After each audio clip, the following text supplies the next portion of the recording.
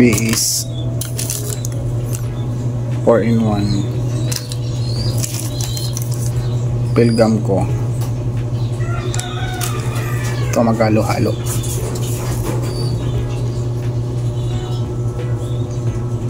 Tapos para hindi malaspag, inaluan ko ng konti dito. Bali, nilagyan ko ng 25% na dextrose powder. Bali, ito naman para sa halak. Tapos may sipon. Tapos 1 icod. Ito yung pang flashing. Ito yung para sa adino, sa going lights, sa nagtatae. Kaya pinagsama-sama ko na lang sa isang capsule. Ganito ang gamit kong capsule pag antibiotic. Ito hindi ako naglalagay ng antibiotic sa tubig dahil maraming nasasayang, kasi pag natikman nila medyo mapait, ayaw na nila. Ito naman yung Astro capsule. Ito sa umaga binibigyan ko ng antibiotic, sa hapon naman ito na Astro capsule ko para hindi malaspag yung mga may sakit. Dahil ang ibon talaga pag ina-antibiotic natin mga boss, halos hindi yan kakain. Titikim lang niya ng konti, tapos minsan nga nagsusuka. Pag may adeno siya, nagsusuka yung ibon. Kaya ang binibigay ko sa kanila, ito 4 plus. Pag sumuka, pagkatapos niya sumuka naman, bigyan ko ulit.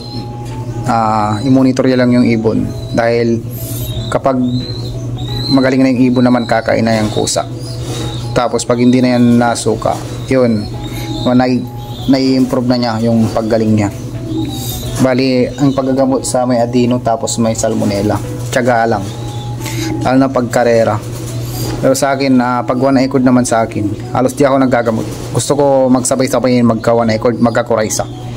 Dahil doon pa lang malalaman na natin kung sino ang kayang gumaling at may immune. Yan ang ginagawa ko sa paggagamot. Yung mga nagtatanong sa akin kung ano magamit kong gamot, ito BS 4-in-1 Pilgam ko sa antibiotic mga boss. Ito mga to, mga imported, pero may presyo. Yun ang kaganda lang naman ng may presyo, dahil imported sila, talagang effective. Although yung pag wala naman na local, pwede rin ito amoxicillin pag simple lang. Pang flashing ito amoxicillin pwede. Pag wala kayong mabiling ganito, pwede naman. Pero ang lakas nito compare dito, ito pang manok ginawa pang manok, pero ito talaga ginawa pang ibon. Yan ang diferensya. Iba ang pang ibon, iba ang pang manok. Pero pag sanay kayo dito, mas okay naman dahil madali bilhin. Pero sa akin naman, pag mayroong mabilin akong ganito mas malapit, dito ako, dahil ginawa talaga siya pang adeno. Nandito rin yung indication kung paano gamitin. Tapos ito naman, pinagsama-sama ko na, kasi ang hirap i-trace kung anong sakit ng ibon ngayon. Minsan biglang papayat, tapos magtatay ng green. Ang kailangan mo dun pag biglang pumayat, ito 4-in-1. Tapos pag nagtay ng green, ang kailangan mo BS. Pero pag sumusuka, ito Pilgam ko ang kailangan para sa adeno. Paano mo matitrace kung anong sakit? Kaya ang ginawa ko na lang, pinagsama-sama ko na lang. Bali silang tatlo, tapos hinaluan ko ng dextrose. Kasi once na wala naman dextrose, kawawa din yung ibon, malalas pag wala siyang electrolytes. Dahil ang ibon, pag tinamaan talaga ng adeno, talagang susuka yan, tapos magtatay. Nando lang mga boss. Natin sa 3 sachet. Bali 80 pieces lang nagawa.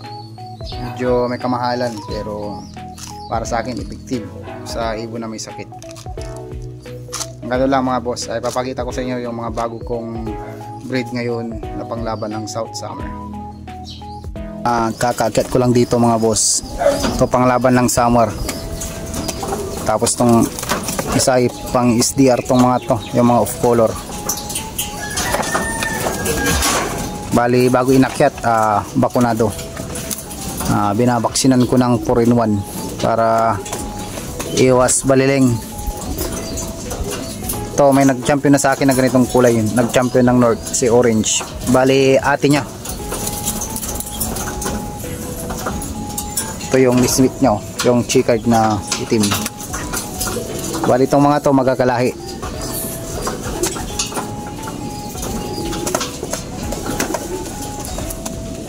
Ito naman bumalik sa akin, wala nang rings. Pero plier ko yan. Yun.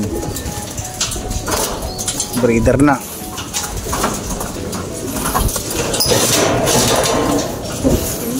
Ito naman yung mga panglaban ng South ngayon. Panglaban sa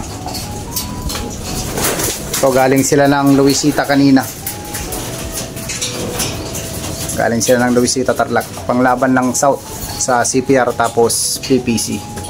Bali, ang ginagawa ko mga boss, kunti lang yung bala. Kung ilan yung matitira sa akin. Ito mga to, yung mga kabats nito, nabili ng mga tropa. Ito yung mga huli. Last breed to mga to, yung mga natira sa akin panglaban. Ito mga to, kukunti na kaya panglaban na.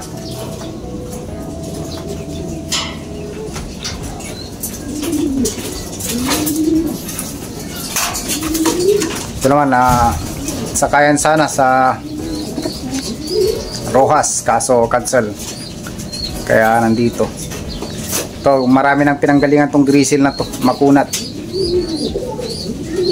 Bali, galing na ng north, galing na ng south, galing na ng west. Galing na rin ng Apari. Yan na ibon. Champion din sana yan kung hindi yan nagpa-cut off. 699, kaya ayan yung kwan. Memorable na ibon. Pero multiple pulling winner. Ito pa yung mga iba na panlaban. Bali, hindi pa ako naglilinis. Bali, ito yung anak niya. Yung isa dito, pupunta ng Iloilo.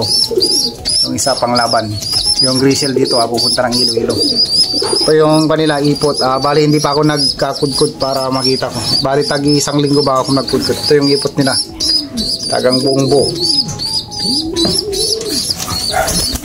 Dahil sa akin, inimin kong ibon para masanay. Hindi naman ako palaging nakakapaglinis, kaya sanay-sanayan na lang mga boss. So yung inakay niya, hindi ko pa nasingsihan, mamaya sisinsihan ko na, pero ang lulusog dahil magaling sila magsubo. Ito, ganda. Sakto, mamaya salpakan na. Ito yung maipot naman nila, matitigas yan dahil alagang Astro Capsule. Sa breeding talaga. Breeding ang number 1 din na tututukan mga boss. Hanggang doon lang mga boss. Salamat. Bali, dito na sila hanggang matuto. Matagal na viewing. Tapos pag alam na nila pumasok sa trap door, doon na ipapakawalan.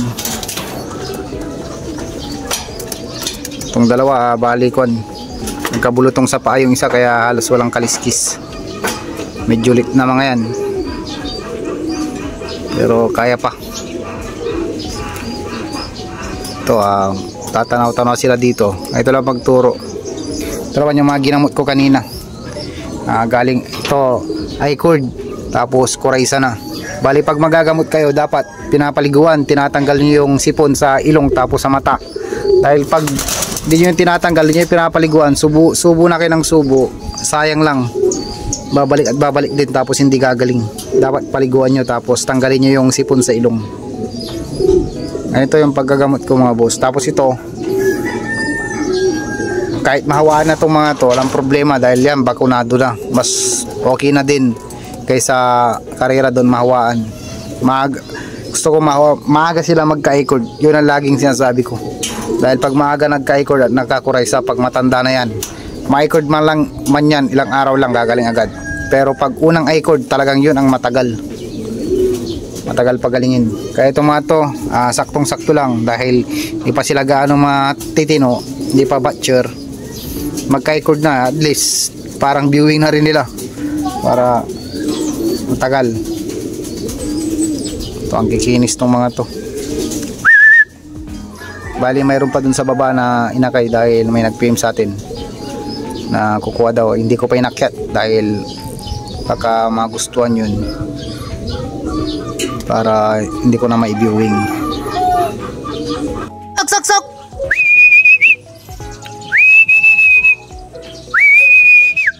sok, sok, sok, sok. Sok, sok, sok. Nice. Sok, sok, sok, sok, sok, sok, sok. Ay, shit. Kaya, halika na. Antayin natin isa. Sok, sok, sok, sok, sok, sok, sok. Pasok, pasok. Pasok, pasok.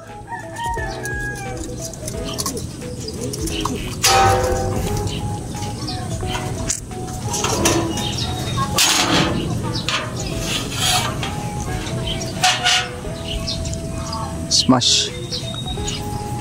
Luisita. Tara, tara, sakay. Sok, sok, sok, sok, sok, sok, sok, sok, sok. Sok, sok, sok, sok, sok, sok, sok, sok, sok, sok, sok. Magkadiri sa landing board ay. Sok, sok, sok. Shit. Sok, sok, sok, sok, sok, sok, sok, sok. Sok, sok, sok, sok, sok.